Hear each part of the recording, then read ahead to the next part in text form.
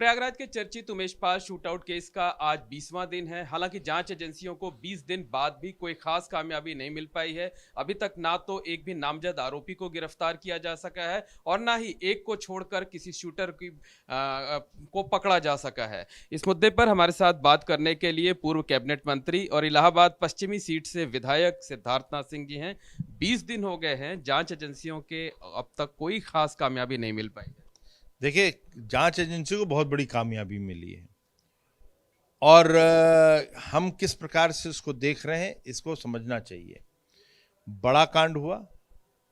आज बड़े कांड के अंदर जिन लोगों ने करवाया वो आधा परिवार भागा हुआ है, आधा परिवार जेल में है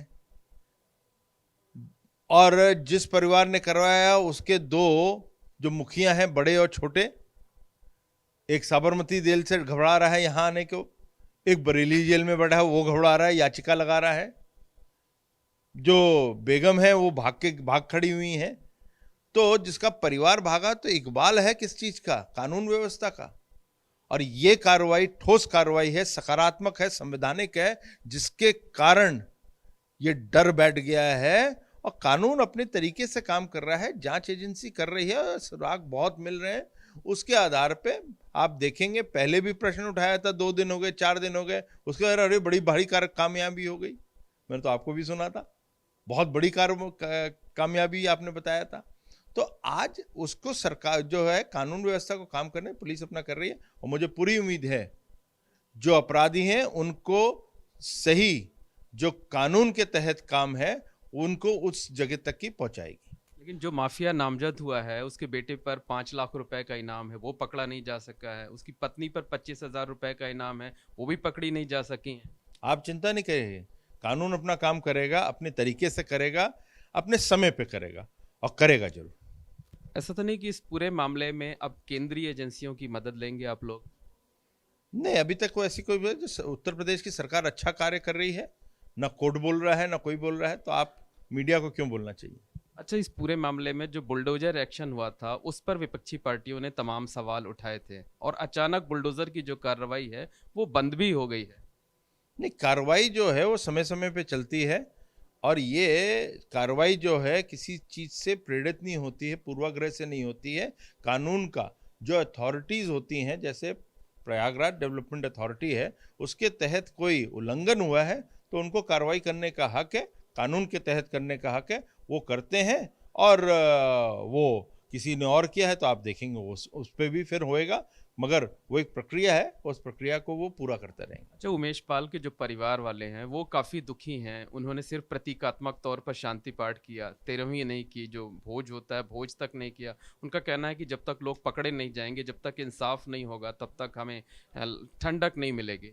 देखिए, हमारी परिवार से संवेदना है और समय समय पर दुखित परिवार ने इस जो एक घटना हुई है और जो एक प्रकार से उनको एक शॉक लगा है, उसके तहत जब भी उन्होंने सरकार की और मुख्यमंत्री की प्रशंसा की है, वो उस पर ज़्यादा मैं टिप्पणी करूं तो ये उचित नहीं होगा।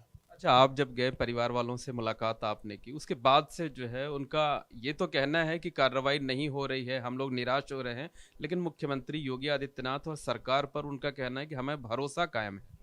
नहीं, उनको इसीलिए भरोसा है क्योंकि कार्रवाई हुई है, उन्होंने भी देखा है।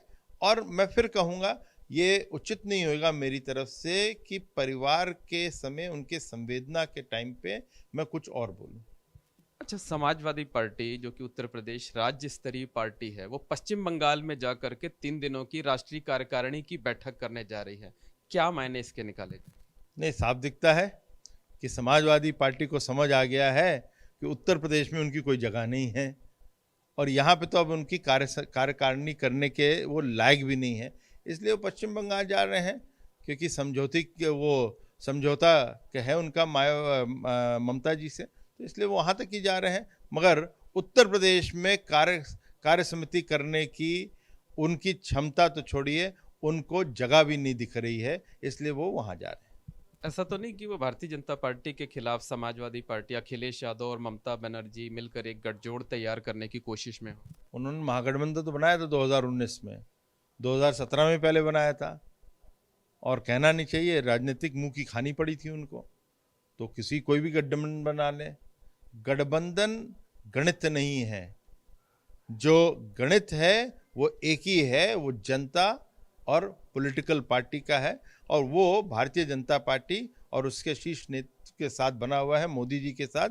इसीलिए जो जनता है बार बार चुन के हमें भाजपा को भेज रही है। 2014 के बाद कोई भी चुनाव, उत्तर प्रदेश का बड़ा चुनाव, हम लोग हारे नहीं हैं, क्योंकि जनता ने स्वीकार किया है हमारी नीति को और हमारी नीयत को। अच्छा, जो आपकी सरकार है उसने रामनवमी के मौके पर हर जिले में विशेष आयोजन कराने का फैसला लिया है, इसके पीछे संदेश क्या देना है? नहीं, संदेश क्या है, ये तो किस चश्मे से देखा जा रहा है उस पे संदेश है। कहीं आप उत्तर प्रदेश की जो विरासत है, संस्कृति है, संस्कृति के आधार पे जो आध्यात्मिकता है, उसके चश्मे से देखेंगे तो बहुत सही दिखेगा, क्योंकि उत्तर प्रदेश का जो मंत्रालय है, सांस्कृतिक मंत्रालय हमारा है, वो इसी आध्यात्मिकता ही को, कल्चरल जो स्पिरिचुअलिज्म है, उसी को बढ़ावा दे रही है। और इसीलिए आप अन्य जगह जो कार्यक्रम होते हैं और विकास कार्य भी हो रहे, चाहे वो काशी हो, चाहे अयोध्या हो, चाहे वो मथुरा हो, विंध्याचल हो, और अन्य जगह भी हैं, बोध गया, मतलब जो बुद्धिज्म के ऊपर है, वो सब इसी दिशा में कार्य हो रहे हैं, क्योंकि उत्तर प्रदेश की विरासत, उत्तर प्रदेश की संस्कृति है। और कहीं हम इसको नवरात्रि से जोड़ें तो नवरात्रों में तो माँ दुर्गा का है, उनकी आराधना है, और उसमें हम तो, हमारे प्रधानमंत्री महिला सशक्तिकरण की बात करते हैं, तो महिलाओं के लिए तो अखंड रामायण के अंदर, हर खंड के अंदर कोई ना कोई एक अच्छे संदेश हैं, जो पारिवारिक संदेश भी हैं, समाज की समरसता का है। तो नवरात्रों में हो, अखंड रामायण के पाठ हो, तो बहुत अच्छी चीज़ है। लेकिन विपक्षी पार्टियां सवाल उठा रही हैं, उनका ये कहना है कि जो चुनी हुई सरकार होती है वो तो सभी धर्मों के लिए होनी चाहिए, अगर कोई सार्वजनिक जगह पर नमाज पढ़ता है तो उसके खिलाफ FIR हो जाती है, और सरकारी तौर पर नवरात्र पर कार्यक्रम आयोजित किए जा रहे हैं। जो सरकारी जगह है या जो स्थान है वहां पे करेंगे तो क्या आपत्ति है? आप रोड ब्लॉक करके तो नमाज नहीं कर सकते ना, सबको इसकी चिंता होनी चाहिए। तो ये तो चीज जो है, ये तो हर सरकार का धर्म है। और ये जो लोग प्रश्न उठा रहे हैं, क्या मुहर्रम होता है या ईद मनाई जाती है या कोई और धार्मिक फंक्शन होता है, सरकार की मदद के बिना हो पाता है? तो वो भी तो किया जाता है, तो उस समय क्यों नहीं प्रश्न उठाते? ये गलत है। इसीलिए मैंने कहा किस चश्मे से देख रहे हैं, तो आपको वही दिखेगा। आप राजनीतिक चश्मे से देख रहे हैं तो ये दिखेगा। आप उत्तर प्रदेश की विरासत, उत्तर प्रदेश की सांस्कृतिक विरासत और उसकी आध्यात्मिकता के आधार पर देख लेंगे तो आपको सही दिखेगा। तो विपक्ष इस पर भी राजनीति कर रहा है। विपक्ष के पास और काम ही क्या रह गया? अब तो सोच तो खत्म हो गई है, शून्य पे चले गए हैं। इसलिए जब वो शून्य पे चले गए हैं, और उसका कारण यह है कि उनकी ऐसी सोच है और जनता ने उनको नकार दिया है। बिल्कुल, सिद्धार्थनाथ सिंह जी ने तमाम मुद्दों पर बातचीत की है और इस पर अपने जवाब दिए हैं। कैमरामैन अनुराग द्विवेदी के साथ मोहम्मद मोइन, ABP गंगा, प्रयागराज।